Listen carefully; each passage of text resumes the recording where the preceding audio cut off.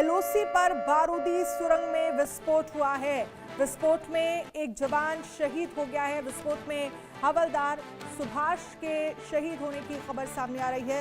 ये बड़ी जानकारी, और आप देख सकते हैं तस्वीर भी हम आपको दिखा रहे हैं। यहाँ पर ही ये बारूदी सुरंग है जिसमें विस्फोट हुआ है, जिसमें हमारे एक जवान जो हैं वो शहीद हो गए हैं। दुखद खबर फिलहाल ये सामने आई है। और पुंछ में एलओसी पर ये बारूदी सुरंग में अचानक कैसे विस्फोट हुआ, कुछ दिन पहले भी इस तरह की खबर सामने आई थी।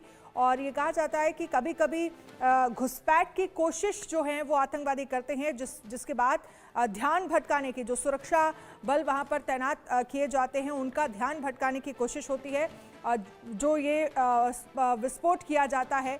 हालांकि अजय जानियाल इस पर ज़्यादा जानकारी के लिए हमारे साथ जुड़ गए हैं।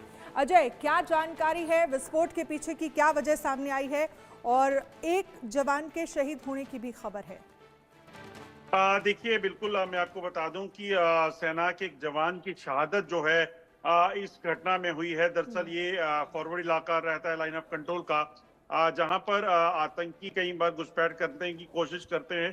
तो ऐसे में सेना की तरफ से भी ऐसे इलाके जहां पर घुसपैठ की कोशिशों हो सकती हैं, वहां पर लैंडमाइन जो है वो लगा के रखे गए होते हैं, ताकि कोई भी अगर घुसपैठ हो तो वो उसकी चपेट में आ जाए।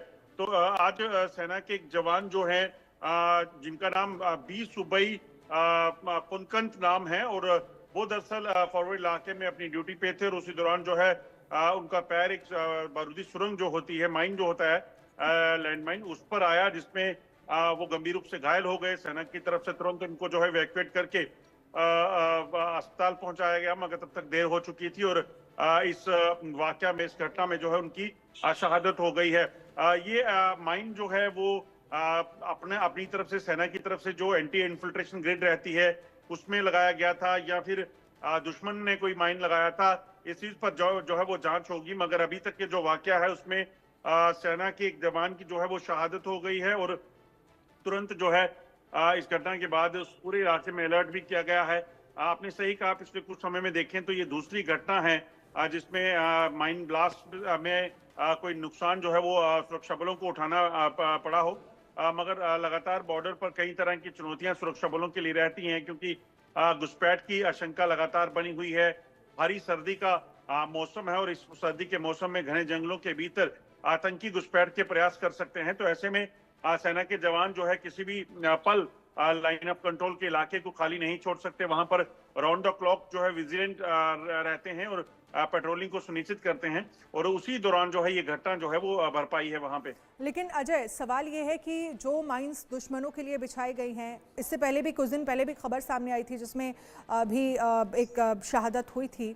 क्या अधिकारियों की तरफ से, जो बड़े अधिकारी हैं उनकी तरफ से निर्देश दिए जा सकते हैं आने वाले वक्त में, और इस तरह की घटनाओं को देखते हुए कि एलओसी के आसपास या फिर बारूदी सुरंग के आसपास जिन सैनिकों की तैनाती की जा रही है उन्हें बहुत ज़्यादा सतर्क रहने की ज़रूरत है, वरना ये माइंस जो है वो उनके लिए ही मौत का कारण बन सकती है? देखिए, जैसा मैंने कहा कि दरअसल ये जो लैंडमाइन रहते हैं ये फॉरवर्ड इलाकों में तब लगाए जाते हैं जहां पर इस चीज की आशंका होती है कि इन इलाकों में आतंकियों की घुसपैठ हो सकती है, या फिर पाकिस्तानी सेना जो है वो बैट एक्शन को अटेम्प्ट कर सकती है। सेना के जवानों को बकायदा इस चीज की जानकारी होती है कि वहां पर लैंडमाइन रहते हैं।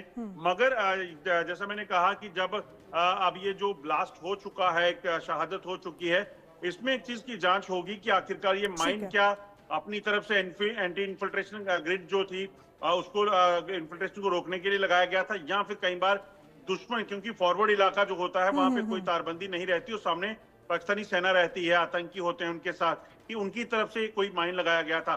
ये सारी चीजें जांच का विषय है। मगर बॉर्डर्स पर जो है वो चौकसी को कम नहीं किया जा सकता, पेट्रोलिंग को रोकना मुश्किल है, क्योंकि वहां पर हालात जो है वो काफी चुनौती भरे हैं। वहां पर घुसपैठ के प्रयास जो है लगातार हो सकते हैं। इस चीज की इनपुट सुरक्षा बलों को मिली हुई है। इस जांच में पता चलेगा कि आखिरकार ये माइन जो था अपना माइन था, या फिर फॉरवर्ड इलाके में पाकिस्तान की तरफ से कोई ट्रैप लगाया गया था, उन चीजों में जांच होगी। ठीक है अजय, बहुत बहुत शुक्रिया तमाम जानकारी के लिए। तो अजय जानियाल ने ये जानकारी दी है कि अब इस पूरे मामले को लेकर जांच की जाएगी कि ये जो माइंस हैं